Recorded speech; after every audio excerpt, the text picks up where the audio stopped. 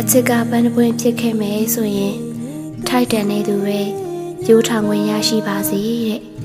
ဒီစကားလေးကိုကြားမိတဲ့အချိန်မှလေကျမရှင်ထဲမှာ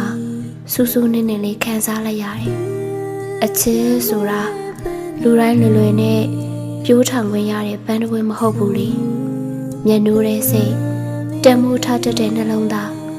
တာဝန်ယူနိုင်တဲ့လက်တွေရှိမှပဲအဲ့ပန်းကလှပပေးနိုင်တာပါတနေ့တနေ့စောင့်ရှောက်ပေးရတယ်နားလေပေးရတယ်တီးခံပေးရတယ်ပြီးတော့နူညံ့တဲ့စိတ်ထားတွေနှွေးထွေးတဲ့ပြုမှုတွေနဲ့မထိခိုက်အောင်ဂရုစိုက်ပေးရတယ်လေကျမတော့လေအချစ်ကိုပန်းလိုပဲခံယူထားတယ်လာတယ်နူညံ့တယ်တိမ်မွေ့တယ်လေအဲ့ဒါကြောင့်ပဲကျမရဲ့အချစ်ကို